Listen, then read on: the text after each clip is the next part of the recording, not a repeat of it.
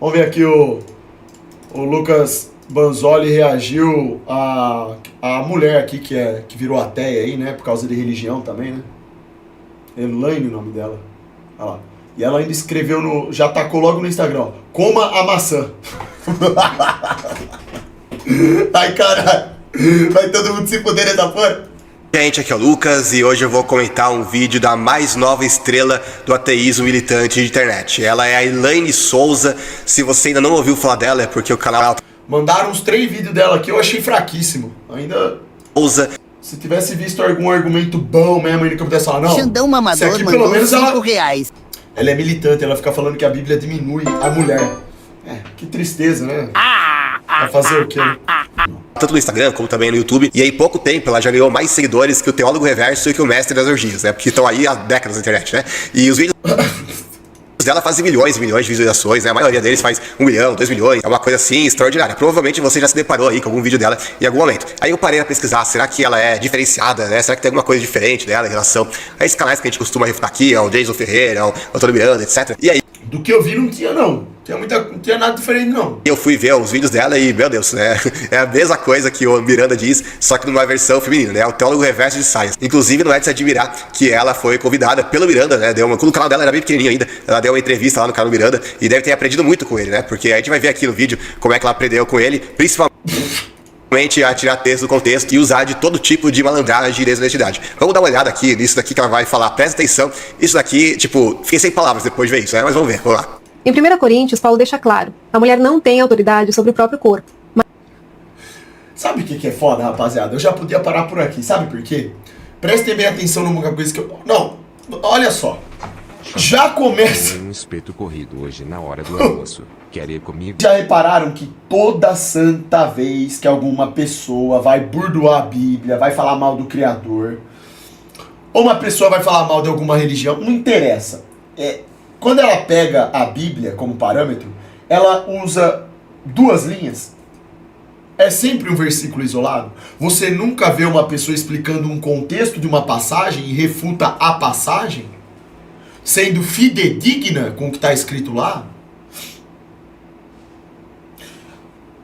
É a mesma sensação que você tem quando você vê um vídeo cortado. Ontem a gente não viu o cortado lá do policial batendo no bandido? Sabe? Essa coisa esquisita. Eles pegam, eles não contextualizam pelo menos a passagem, o ensinamento, o que está acontecendo, a história desde o início. Eles não contextualizam, eles pegam um versículo. É toda vez o mesmo modus operandi. E aí eles vão colocar uma interpretação deles. Pô, isso é complicado pra caramba. Você falar que você vai pegar a Bíblia e fazer uma análise dessa forma, é triste isso, né? É triste. Fica fraco, pô. O que me impressiona é que tem muita gente ainda que acredita, né? Mas enfim. Mas sim o marido. Ou seja, dentro do casamento é sagrado, porque novamente é sobre posse. Olha isso que vocês viram, né? Ela literalmente pegou esse versículo aqui, tá lá em 1 Coríntios 7,4, que diz: a mulher não tem autoridade sobre o seu próprio corpo, mas sim o marido. E parou a leitura ali. Por quê? Porque qual era a intenção dela? Era justamente passar a ideia de que a Bíblia é machista. E é óbvio que a maioria desses ateus aí que seguem ela nunca leram a Bíblia na vida. Então eles vão realmente acreditar que o versículo tá falando apenas isso, né? Que a mulher não tem autoridade sobre o próprio corpo, mas sim o marido. Nossa. Imagina ficar nervosa porque você tem que ser submissa. Ela é submissa ao pecado, mas ser submissa ao homem que ama sua esposa como Cristo, uma igreja, é osso. Leandro Cheira Perereca mandou R$5. Ô, irmão, a mulher, ela tem 2 opções. Olha só. Olha como que é. A mulher nasce, ela vem pro jogo da vida já no auge, com tudo pronto. Ela tem que segurar o seu valor. Ela tem 2 opções. Ser submissa a um homem que a ama, um homem bíblico, ou ser submissa ao chefe, ao Estado, aos caras que vão fornicar com ela e dilacerar com o espírito dela, submissa ao demônio. Ela escolhe ser submissa ao demônio e chama isso de liberdade. Meu corpo, minhas regras. Suas regras ou as regras do diabo? Olha como é fácil de entender. Olha como é fácil de entender.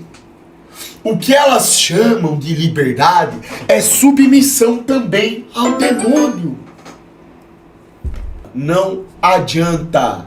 Prestem atenção numa coisa que eu vou explicar. Mulheres, acordem, vocês meninas novas que não foram contaminadas pelo MK Ultra.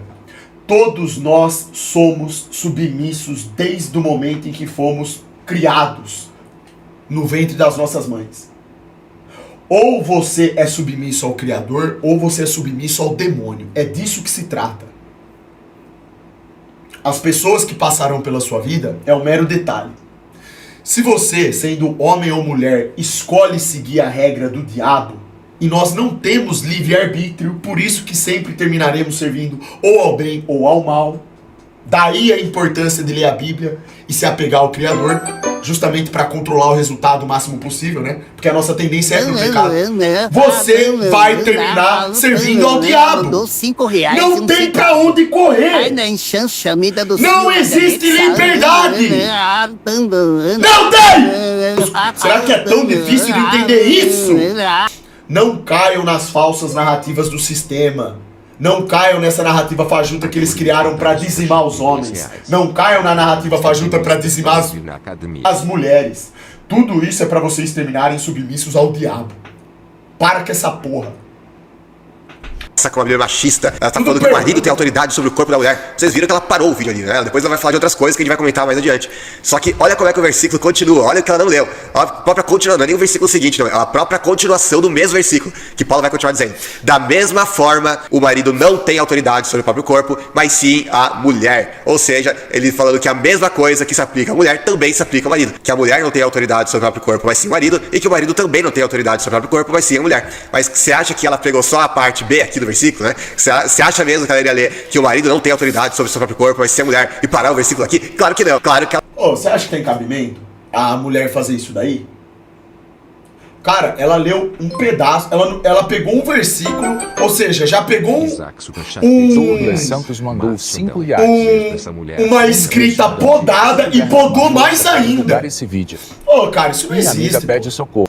ela iria pegar só a primeira parte aqui do versículo e ignorar completamente o restante, né? Então é o modo Antônio Miranda de fazer teologia, né? A teologia reversa, fazendo escola, a gente já sabe de quem que ela aprendeu a teologia, né? Enfim, inclusive o versículo anterior vai falar, né? O marido deve cumprir seus deveres conjugais para com a mulher e da mesma forma a mulher para com seu marido. O que é bem interessante se você parar para pensar que no mundo daquela época a mulher tinha obrigações para com o marido, mas o marido não tinha obrigação nenhuma para com a mulher. Então, por mais que isso pareça muito normal para nós hoje, para aquela época isso era revolucionário. Eu tenho um livro inteiro sobre isso, um livro relativamente recente chamado A História da Misoginia, onde eu vou mostrar justamente isso, que ao longo de toda a história, principalmente no mundo antigo naquela época, a gente vai ver a mulher sendo tratada como se fosse mera propriedade do marido. Em toda a minha pesquisa não encontrei em nenhum lugar como isso que Paulo diz aqui aos Coríntios, ou seja, que as obrigações da mulher para com o homem são as mesmas do homem para com a mulher, que nenhum tem mais controle sobre o corpo do outro. Mas ela vai lá, pega um trecho ali isolado, recorta e passa a ideia de que a Bíblia tá falando algo só pra mulher e não pro homem, né? Veja só que malandragem, né? Enfim, eu deixo que vocês aí digam o que vocês acharam disso, né? Não tem nem palavras pra descrever.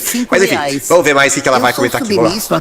Pensa comigo. A Bíblia permite a escravidão, massacres e até abusos de prisioneiros de guerra. Eu tenho um livro inteiro chamado A Bíblia e a Escravidão. Você pode ir aqui no meu site, na página dos livros, tá no primeiro comentário fixado do vídeo, pra quem quiser ver. E é esse livro aqui de 2017, que é baseada na minha tese de dissertação de mestrado em teologia. Inclusive, você pode baixar gratuitamente, só clicando aqui, baixar, ele já baixa automaticamente o livro aqui. Quem quiser, ou então quem preferir, pode comprar a versão impressa aqui no Clube dos Autores também. Agora, qual a estratégia que eles têm, né? É simplesmente pegar a palavra escravidão, como aparece na Bíblia, e tentar comparar com a escravidão clássica, né? Ou seja, as pessoas têm uma imagem que a escravidão, a palavra escravidão evoca, e elas associam essa imagem a qualquer coisa que seja dita com... Não é nem isso aí, não.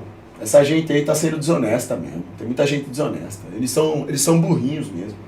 Com o termo escravidão. Então, por exemplo, se você fala que existe escravidão na Bíblia, o que as pessoas pensam? Que tinha, sei lá, um negro no tronco, levando chibatada, até morrendo, né? Enfim.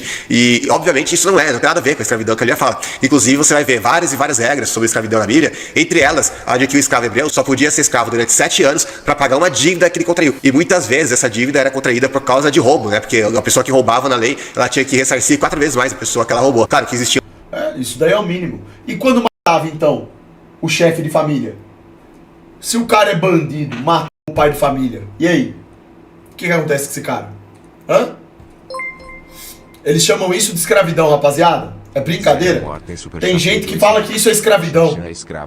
Rapaz, chamar isso de escravidão Poxa vida. Tinham pessoas que se endividavam por outras razões, mas todas elas tinham que pagar a dívida que elas contraíam. Deus não é a favor do calote. Então a escravidão entre os hebreus era mais ou menos como uma pessoa que contraiu uma grande dívida com uma outra, ela vai trabalhar para essa pessoa até quitar toda a dívida. Inclusive, uma informação que pouca gente sabe, que eu coloco no meu livro, é que existem inúmeras festas judaicas e algumas dessas festas levavam semanas inteiras, né? Como por exemplo a festa dos tabernáculos. E nessas festas o escravo também não trabalhava, nem nas festas, nem no dia de sábado também. Tem vários textos que vão ser muito claros acerca disso, né? Que o sábado era um dia de descanso, especialmente justamente por causa dos escravos e também dos animais de carne e tudo mais, para que eles pudessem descansar das suas fadigas. Inclusive, Israel é o primeiro povo da história, isso é documentado, né? Isso aí ninguém contesta isso, é o primeiro povo documentado que cria um dia semanal de descanso, e o propósito que é explicitado na própria Bíblia é justamente para que o escravo pudesse descansar das suas fadigas. E se você calcular todos os dias que o escravo deixava de trabalhar, seja por ser sábado, seja por ser alguma dessas muitas festas judaicas que eles ficavam sem trabalhar também, fizeram esses cálculos e viram que ele trabalhava menos do que a gente trabalha hoje. Não sei se é aqui no Brasil, porque aqui no Brasil tá cheio de feriado. Agora, lá nos Estados Unidos que fizeram. Nossa, cara, a palavra escravidão, ela foi tão deturpada. Tem um MK Ultra tão poderoso, uma máquina de falsas informações atreladas somente à palavra escravidão. Falou em escravidão hoje, nesse momento de universidade brasileira defasada, eles pensam nas coisas mais, assim, não dá, cara, você tem que explicar tudo, você tem que explicar desde o começo, você tem que explicar que a escravidão bíblica, o contexto era um tipo de escravidão, a escravidão lá dos africanos é outra, a escravidão da CLT é outra,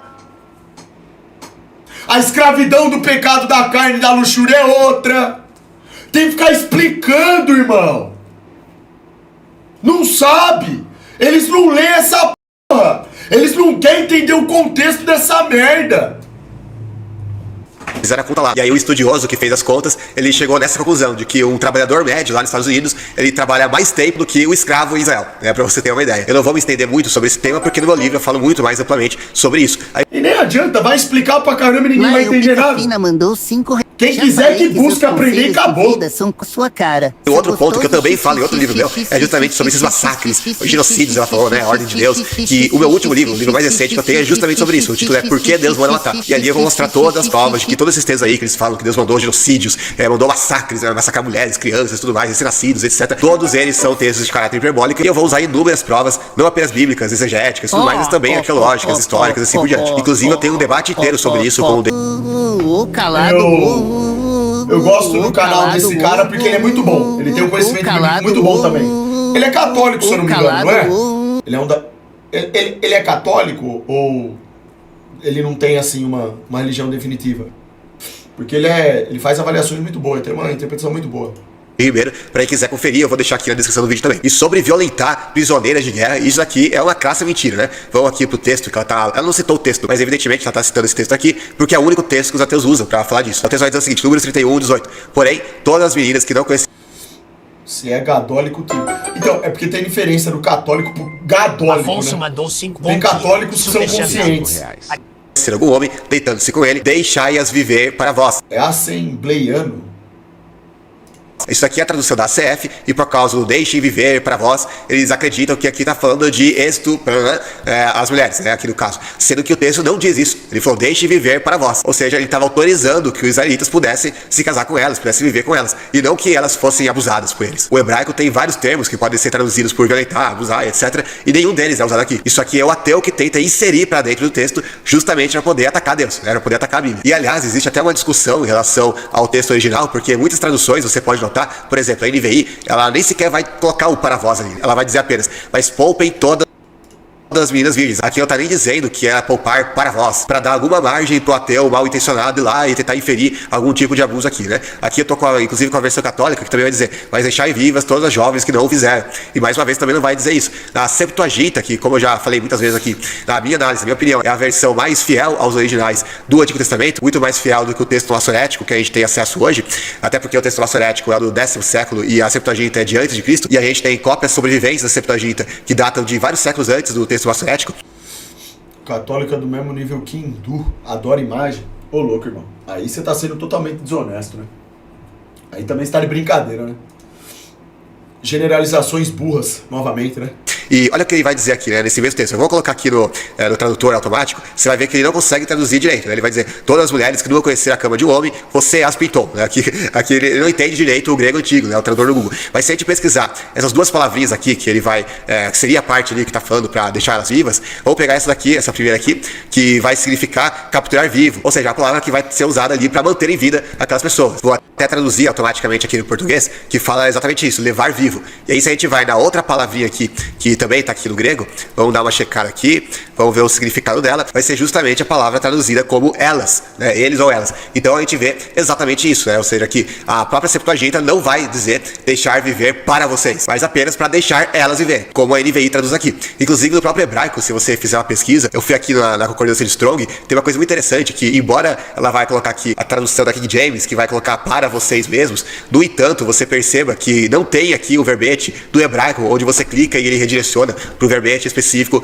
com essa palavra. Você pode notar que tem o verbete para mulheres, tem o verbete para crianças, tem o verbete para conhecer, para homem, para deitar, para viver, e no entanto você não encontra o verbete ali para vocês mesmos ali, né? Você nota que não tem ali no verbete a palavra que seria o correspondente no hebraico. Então, além de tudo, Interessante isso. tem essa questão da crítica textual, mas óbvio que para alguém que já insere no texto o que não tá no texto, a questão lá de abusar e tudo mais, imagina se eles vão dizer que existe uma questão de crítica textual envolvendo esse versículo aqui, né, que talvez a tradução nem sequer seja essa, né, essa aqui, né, deixar viver para vós, enfim, né, claro que eles não vão observar nada disso. Mas vamos continuar com o vídeo dela, vamos lá. Mas sexo entre dois adultos consentindo, aí já é demais pra Deus, né? Uma pessoa que tá traindo o cônjuge com outra pessoa também tá consentindo no ato com a pessoa com quem ela tá traindo. E nem por isso é uma coisa ética, ou justa, ou correta. Da mesma forma, a prostituição. A pessoa que se prostitui, ela se prostitui de uma forma consensual. Ela quis aquilo, né? Troco de dinheiro e tudo mais. E nem por isso a gente considera, ou deveria considerar ético. Inclusive, alguém que diz defender. O Lucas estompou a mulher aqui. A verdade é essa. Depois dessa, se ela tiver um pouco de consciência, ela tira umas férias de uns 10 anos. Se duvidar, o que mais tem no canal dele é vídeo e debate estumpando o gadolicismo. Vê o vídeo dele reagindo ao Porque Não Sou Evangélico. Acho que o título tá assim. Ah, interessante isso. Então ele é um cara mais assim. Ah, da hora. Ele não é um cara que simplesmente diz amém pra uma religião. Ele entende que as religiões elas possuem coisas que não são coerentes. Da hora. Eu achava que ele era tipo católico, assim, entendeu? Um católico consciente, assim, sabe? Ele estompou aqui, rapaziada.